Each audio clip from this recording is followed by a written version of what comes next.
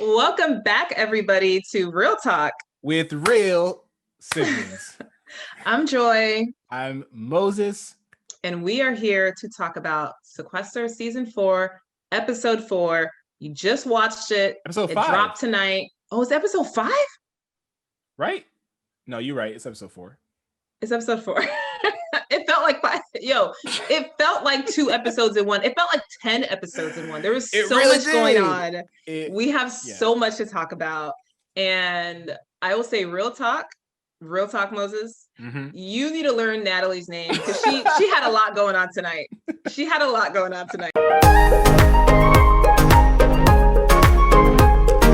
Before we get into any of that, y'all gotta like and subscribe. This is not free. Just kidding, it's free. But we ask for payment in the form of liking and subscribing. Exciting news. We have like half the cast who is like following us.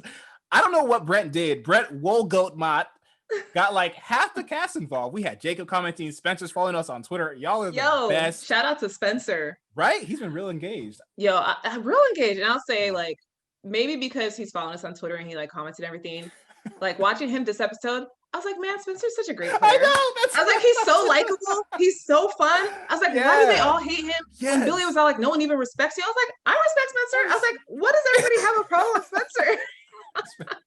It was, I don't know if we can be objective anymore. I'm gonna try, but I feel like we've been compromised. So sorry, it's not real talk with real siblings. Now it's like real polite talk with kind of fake. No, siblings. We're gonna keep it real because I have some things to say about some people tonight. All right. Well, let's get to the episode recap. So we start off with coming off of the Spencer Muna match, which was very close, the very close memory competition. Spencer won, as you know from last episode, and we started with Spencer coming back into the house. What did you think of that? I mean, I was happy to see him come back. I mean, he went into the luxury room. He didn't get the LOS. I was kind of bummed. Because Spencer, I mean, I love an underdog. And so maybe this was the episode that's like, you really start to see like, dude, Spencer's at the bottom every single episode, every single day. So it's like, throw him a bone. So I really want to see him get the LOS. He didn't. That sucked. He comes back in the house and like, it's kind of in the same position. He's a target again. So it's been fascinating because I felt the same way. And I think a lot of that is because he comments on our page. I'm very, very easily swayed by compliments. Part of that, though, I think it's cookies. Like cookies. He's always said cookies. Yeah. Send us cookies. Thank you. Part of it, I think, is that in most of these shows, the cast is typically white, predominantly white, right? Mm-hmm. And I think due to great casting, I think due to much more interesting casting, this season it's not the case, right? I mean, it's almost 50-50, but because white people were used to them being the majority, it feels like they're the minority, which I'm sure is how white people feel, Trumpsters feel. But and so seeing Spencer as the underdog is weird. It's a little weird because like he's tall, he's athletic, he's like young, he's a decent looking guy. Like he's in every other season of every other reality show, he is never the underdog, and yet he is here. And seeing him make those plays, I do find kind of compelling, right? Like he is actually the underdog and he's doing his best. And it's a real interesting inversion. It is interesting. And it was probably interesting for him in the house experiencing it. Because I mean, I don't know. Maybe did he think he would go in the house and be everyone's target? Maybe not. You know, there's certainly big names like Brent and Jacob and, you know, and Shireen. Yeah.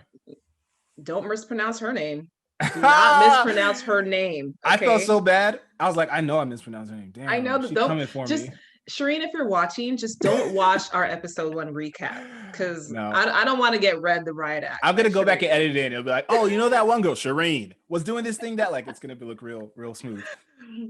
So you know, it was. So I think part of like you know Spencer really solidifying that underdog story made me just be like, dude, this guy's likable. He's working his butt off. He's trying to make connections with people, and you know, he's doing his best. I know we don't want to talk too long about this, but I also think it's a slight gap in the editing where I genuinely don't understand what everybody hates about him. And I also generally don't understand why they review him as this like athletic powerhouse, right? I don't really fully have a picture of Spencer in a way that I think is possibly due to editing. We're not getting those little moments between people to figure out like what's the real interpersonal relationships. Not to knock the editing, but I think that's what's going on there. Yeah, and it was that was literally like the one of the things I left with was like, why does everyone hate Spencer so much? It's one thing to identify him as a threat and want him out. It's another thing, and I think Billy's super in touch with the house, and so I feel like she was speaking for the house when she's like, I don't respect you. And I was like, What'd he do? Like, what? Like, I could see, I mean, I love Brent. I could see if they said that about Brent, you know, he shut some doors in people's faces and he kind of, you know, he's a close talker. And I mean, we know Rachel hates him, and I could see if that kind of spread throughout the house. But like Spencer, other than the whole, like, you know, last episode where he was like, you know, I'm going to beat my chest and I'm going to, you know, jump into that big dog role. If you come for me, like, I'm going to smash you and take you out. Like, other than that, I guess, that's a whole other recap we can do. But maybe he doesn't clean the kitchen, maybe he can't cook, maybe he's bad at laundry. I mean, sometimes it's things like that really that influence people's opinions, and we don't have a sense of that. That's true. But this twist was very interesting. One of my favorite. It's every week it's like my new favorite twist, but I really like this one. It really it really blew up alliances. It really put people against each other. It was called Ball and Chain. And the way it works is that each person chose a card at random, and that tethered them to another person. So they literally, if they got voted, the other person would have to be on the block with them, because double eviction, right? It's a double eviction week. So 2 people would be going up. There would be 2 competitions for elimination. It's twice the pandemonium. So everyone chose a person. And some of the tethering was kind of inconsequential, right? Some people who like probably weren't going to go up with other people who probably weren't going to go up. However, some of the tethering was very consequential. Do you want to get into that? I know. I will say I was very happy to see that Shireen was tethered to Brent, because I was like, okay, I think Brent is safe then, because I was like, I don't want Brent to go. So Shireen was tethered to Brent. Brent was, you know, tethered to Billy. Billy was tethered to Spencer. Spencer was tethered to Jacob. Jacob was tethered to Natalie. Natalie was tethered to Josh. Josh had Brendan. Brendan had Rachel. Rachel had Marcelo, and Marcelo had Shireen. So Jacob was tethered to Spencer, right? You said Natalie, I think. Did I? Yeah. Anytime I hear the word Spencer, Natalie, Spencer was tethered. Yeah, Spencer was tethered to Jacob. Jacob was tethered to Natalie. Right. Okay. Yeah. So start us off. So it was first, when I saw that off the bat, like, you know, there's certain pockets of people that you kind of feel okay with, like the Shireen Brent one. I was like, okay, I think I'm happy with that. And the Brent Billy one, I was like, oh, that's perfect, because I don't think Billy is like on anybody's radar, and I think Shireen is certainly well insulated as well. So that, like, that kind of trio in a bit I thought was okay. But certainly seeing the Spencer's Jacob thing, that off the bat, I was like, oof. Because we had that, you know, the Jacob blow up at the last episode. And so first thing we see is your girl Natalie starts clocking people left and right. Like, Natalie showed up, she got some fire in her belt. She took Billy's advice and started to play hard. You know, at the time, she cried about.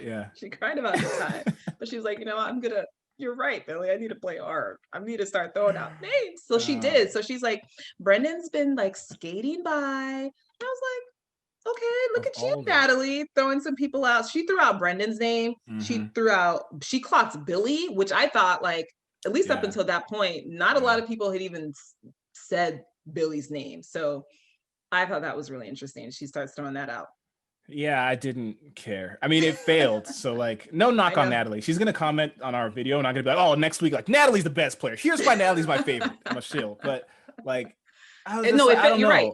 It failed miserably. Like, she super got caught. Right? Brendan went right up to her and was like, yo, I heard your name is in my mouth, and just to let you know, I'm taking you with me. I'm going to drag you to that battle. Yeah. And she was just like, oh, okay. And I was like, oh. And then the confessional, she's like, oh, well, it looks like I got caught. I guess I should change my strategy. And I was like, girl, what? Like, you got to plan steps ahead, girl. Like, you can't just, like, also, I don't like this person, let's vote him out. And it comes back on to you. Let no man come up to you and threaten you, and you just say, okay. Like, even if you leave shaking in your boots, like, I don't want to go against Brendan. You don't tell him, okay. Like, and Rachel was like standing there. Rachel was like, nah, you need to relax. Right? Yeah. Relax, Brendan. Yeah. So I will say, we'll get to Rachel. I have my thoughts on Rachel, who I now know is not Natalie, and vice versa. But I think the most interesting conversation of this was when Jacob went to Spencer, right? And Jacob was like, obviously, we're a target, trying to like figure out what they need to do. Billy comes in and is like about to talk to Spencer, and Jacob's like, hey, sorry, can you give us a minute? And Billy's like, yeah, but I want to talk to him after. And she leaves, and she's hot. She's like, Jacob's shady. Like, Jacob's acting crazy. I don't know what Jacob's up to. I got to talk to people. So she goes and starts talking to the rest of the house, basically. Is like, Jacob's doing something. And they all kind of start like whispering about Jacob. Like, yeah, other weeks he did this, blah, blah, blah. He had the fight with Muna, blah, blah, blah. And like, Jacob's name kind of floats to the top of the list for a while. That was really interesting to me. I thought it was, Billy's fascinating. We didn't get a lot of confessionals from her this episode, and I was disappointed because I couldn't tell what was gameplay and what was just her reactions to things. And I think that's why she's probably a great player, is because I think Aiko Wong has the same effect, right? In Big Brother Canada, it seems like she's just always being herself. Like she's never really playing, is what it feels like. But we know Aiko plays hard. We know Billy plays very hard, as we saw when she was the killer. Like, I wish we'd gotten more of her insights to know how much was gameplay and how much was just being fueled by emotion. That's a good point. And I think the reason Billy comes off like that, comes off trying to wonder, like, is this game or is this just like her being her? I think it's because she has such great intuition. I think she has a lot of like just an intuitive game sense, an intuitive common sense that like she can, when we saw her in the killer role, yeah, she had to like play that up. But I think her just being her, I think she has a lot of natural abilities in this game. And so I would guess that even if we had seen confessionals from her, I think a lot of what she was doing is actually how she was feeling. Like I mean, kind of certainly you see that at the end, and she kind of just, you went on a little bit. But I think how she was feeling in terms of being pissed that Spencer had it. Like at one point, I was scared that she was going to bite the bullet because she really did not want to protect Spencer. She was super pissed in terms of how, his whole back and forth and the issue and blow up he had with Muna. And like, I just want to say everybody needs a friend like freaking Billy, because Billy had Muna's back, even though Muna was gone. And Billy was just like, okay, Spencer, like, before we even talk game, you need to let me know what happens with you and my girl Muna. And I was like, this isn't game. This is just her being like, we need to settle this score first, Yeah. Billy is still one of my favorites. She's dope. And she just, you're right. Everything you just said about her is correct. So we had a point where Jacob was kind of in people's mouths. Obviously, Spencer's been a target forever, so he was in people's mouths. Brendan had been floated by Chris. I was going to call her Kristen. There ain't even a Kristen on the show. There's not even a Kristen. Stop it. Natalie. Until she comments, I got nothing nice to say about her. Brendan's name had come up by Natalie. He kind of shut that down. So really, the front runners going towards the end was Jacob and Spencer, and then who was the other person? They were still floating out Brendan's name a bit. Right, yeah. Because I think because he had this situation where Brent is talking to, he's in a room talking to somebody, and they're like, yo, he's talking to Natalie, I think. It's okay, we gotta go with he's Josh. Talking to Josh. Yeah. Shout out to Josh, by the way. Still my pick. He also commented, what up, Josh? And they're like, yo, he's talking, it's Josh and Spencer and Brent. And Brent and Spencer are talking. They're like, okay, Brendan's name, we got to go with Brendan. Okay, cool, Brendan. And Josh comes in, and they're like, okay, Josh's like, what are we doing? And Brent's like, we're going with Brendan. And Josh is like, I'm tethered to Brendan. And Oscar goes to Brent. Brent's like, oh no. and Spencer's just sitting there like, yeah, and and then we see him in a confessional. He's like, I don't give a like, okay, Spencer, tell him how you feel. Tell him how you feel. That was a good moment. Which is the accurate reaction. Yeah, of course. I'm not here for you. Like, Spencer tether to whoever you want. I don't care. Yeah. So that was really cool. That was kind of fun to see. In the end, the votes fell. Kind of, I mean, it was a pretty foreseeable conclusion. It was Spencer, right? I kept getting Spencer and Jacob confused. Spencer got the votes in the end. Yeah. He was tethered to Jacob. Both of them were nominated. They had to pick two people to go. They each had to pick a person to go in with them to compete. And that is when it popped off. Honey, we need a therapist to unpack all of this. Because there was a lot. Like, ish hit the fan. Like, I was like, I don't know what they had for dinner that day. But everybody had the energy. Everybody had time for everybody. Like it was kind of crazy to see. So and then one of my favorite parts is like freaking Jacob and Spencer are just like tag team duo over here. What happened with that? Giving each other dabs. They're like back, riffing off of each other. They're trying to get like a spin-off cop duo TV show. Like what? Buddy cop show. Amazing. Yeah. We got Rush Hour 2 going on here. It was fun to see. So they start kind of, okay, whose votes are we going to reveal? Like they're like, who are we most betrayed by? Who do we want to see? And Jacob starts saying, he's like, well, look, I want to see who's playing it safe. I want to call some people out. Like I want to who's playing the game and who's not, And so I thought that was interesting that he wasn't necessarily going against people who like just betrayed him. He's like, I want to see who's who's just here to waste time and float? Like, no, we're going to target you floaters. And then Shireen kind of had like a similar, sentiments in her confessional. So it was really interesting to see that. Yeah. And he initially mentioned Billy's name. That was the beginning of things. I mean, he didn't go at her super hard, but he did kind of come at her in a way saying like, you're disloyal, I can't trust you. And she really put it on and be like, look, I'm nothing but loyalty. Like, she came hard, really stressed. Like, I back who I back. All right. Like, I can't even do a Billy impression. She goes much harder than I can't get that hot. But like, she came in him hard. It was like, look, I've been playing loyal. I have people who I'm with, and I have people who I'm not with. What do you think I'm gonna do, goofy? Think I'm gonna vote for the wrong person, dummy? I gotta vote for who I'm with. Coming at me all. She was on. She went off. I loved it. Actually, that was mostly at Spencer, because Spencer, Spencer was like, yo, like he was the one that I think mainly wanted to reveal Billy, and then Jacob was, kind of like, I don't know if I want all that smoke, but I think Billy's probably on my side, but I'm not gonna say too much. And so when Billy went off, Spencer or Jacob was just like, okay, bet. Like he didn't touch it. And I love what he said in his confession. It was like, cool. Like, it's like, at this point, I don't need to reveal Billy's vote. Like, Billy has just said in front of everybody that she has my back, and she has Spencer's back. So like, if she goes back and she says the opposite, people are going to think she's a liar, and if she doesn't, then people are going to think she's on my side, and that's good for me. So they played that well. So they didn't reveal Billy's vote, but Spencer then reveals Natalie's vote, and Natalie voted for Jacob. I literally forgot that happened. I'm not even fronting. You forgot literally everything about Natalie. So then there's more discussion, more talk. Jacob then exposes Rachel's vote, which was, I think, a great move. Rachel voted for Jacob, but I think it was good to just kind of put some spotlight on her, because Rachel is at the top. She's calling a lot of shots. She's involved in, this kind of, I think, larger alliance, like you see Shireen and Billy and Josh is kind of there, and Rachel, and, so I thought it was good to kind of put a little bit of a spotlight on her. She shouldn't feel too comfortable. And, well, she's not going to, because spoiler alert, gets picked out. But we'll get to that later. The last vote they revealed, I don't remember who it was. Who was Shireen. That's right. Yeah.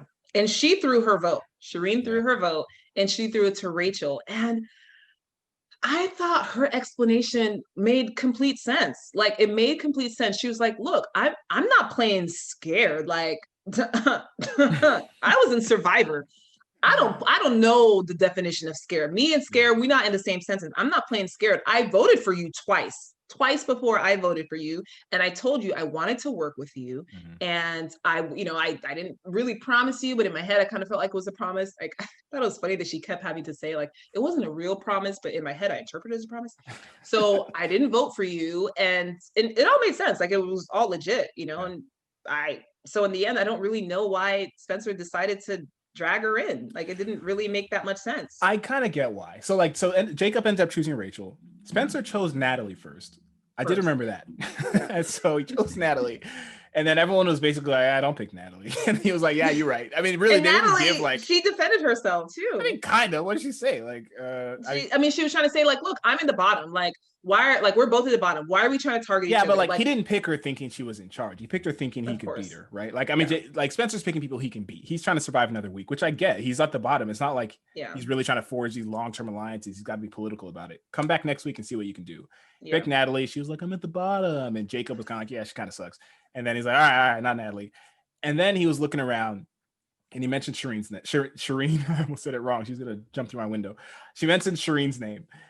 She put up a great defense, right? But again, he's looking for people he can beat. And I think that's really all he's concerned about in this frame of mind. And everyone has been telling him that they have his back. So it doesn't actually mean anything to say, like, I'm not coming for you, because you are. Everyone is. Like, that's why he's been in so much trouble these last couple of weeks. I think he had the same situation with Muna. He's like, I can beat her. She's saying that she's not coming for me, but we've had a lot of talks and she's never had my back. So why should now be any different? And so, Jacob chose Rachel. Spencer chose Shireen, and it was on.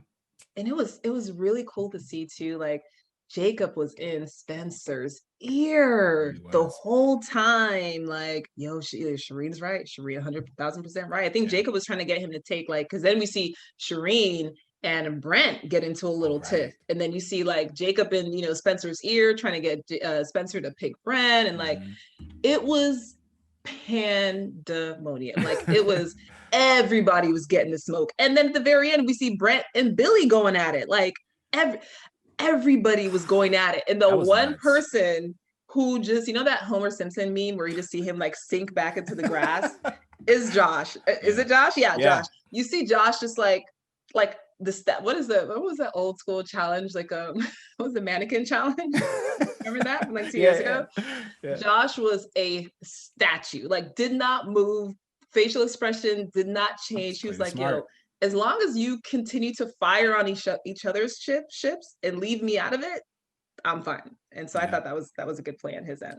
It was. I forgot about the fight between Brent, not a fight. Brent and Billy kind of did go at it. And Brent, I thought Brent had a good point. I think Brent is playing in a very honest game. It's not helping him that much, but like he knows when to use honesty and when to just call things out. And it's like, yeah, we're all playing a game here, right? Nobody act like you're not loyal. I mean, we're all going to turn on each other eventually.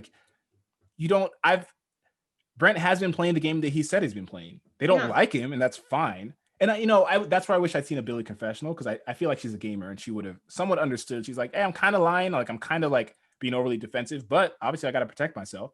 Yeah.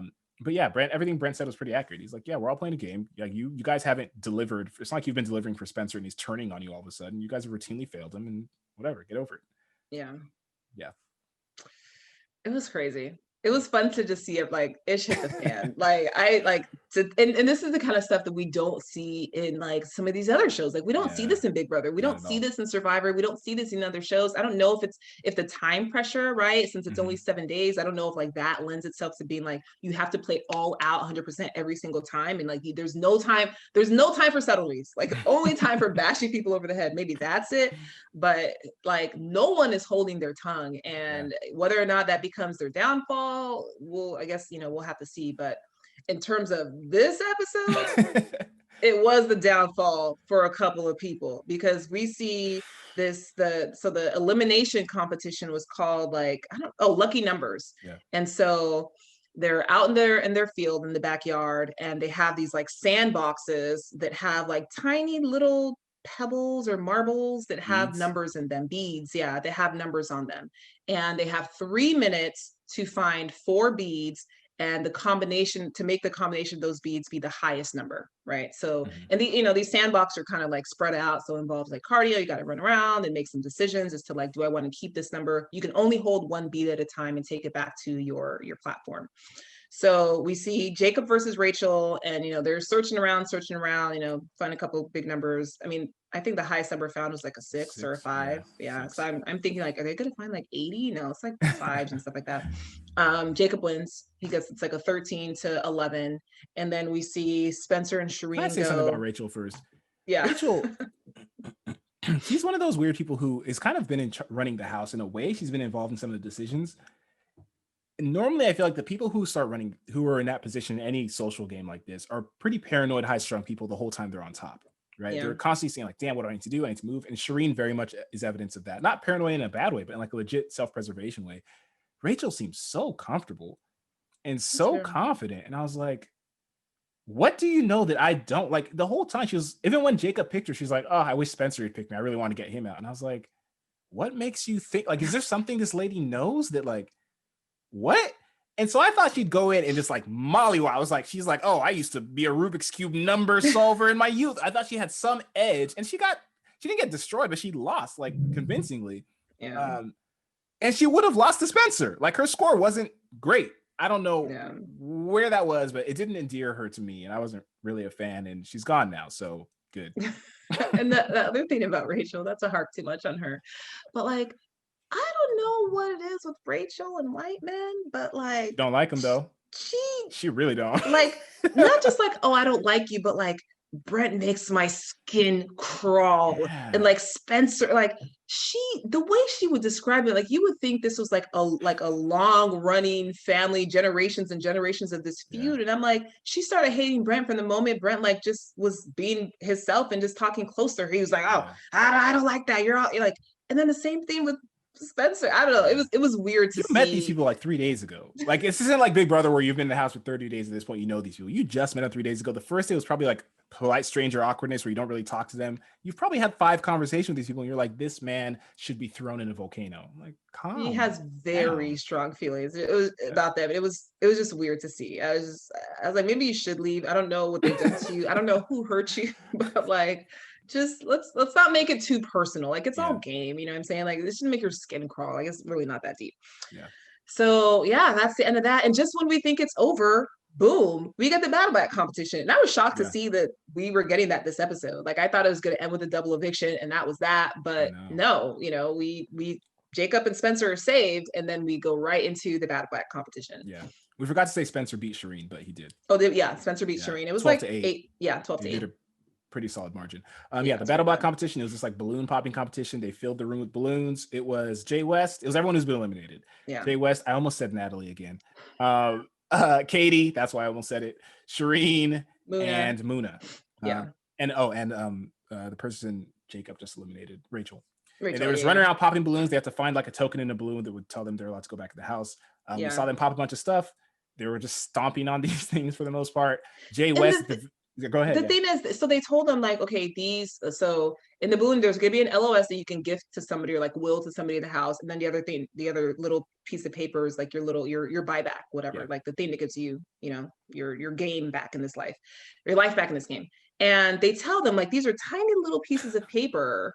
And, you know, if you're popping the balloon, like it can go flying. And I thought it was weird that like, I'm sure they told them that because they told us that. Yeah. And then you still just see them like stomping around, blah, blah, blah, blah, blah, stomping. And then you see Jay West, who, you know, I wouldn't have pictured that he would be the one with the strategy in this case, but you see him like go to a little corner, like huddle the balloons around him, like pop it so he can see it, which to me would be the only kind of strategy to make sense. And then Muna's strategy was, she was like, I think the paper, because the paper is really small in the balloon, I think the paper is either going to be on the outside or the inside. So my strategy is going to be to look at the outside and the inside.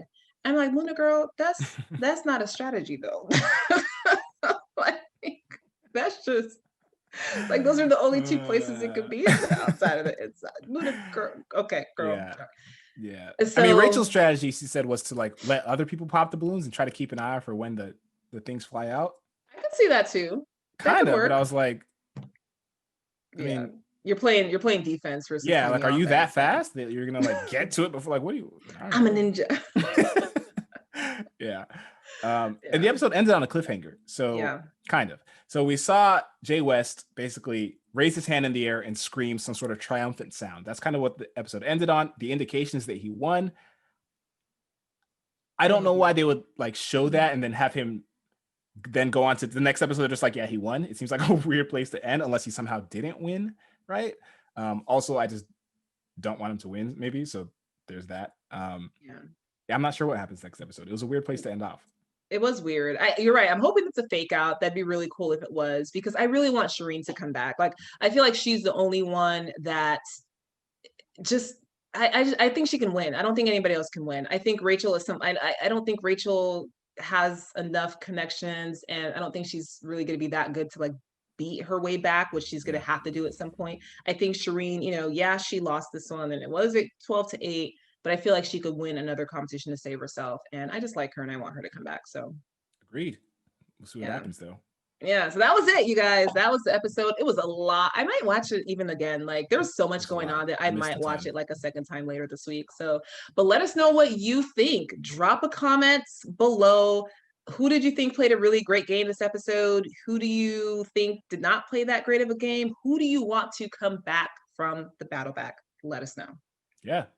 Otherwise, this has been Real Talk with real siblings, and we'll see you next week.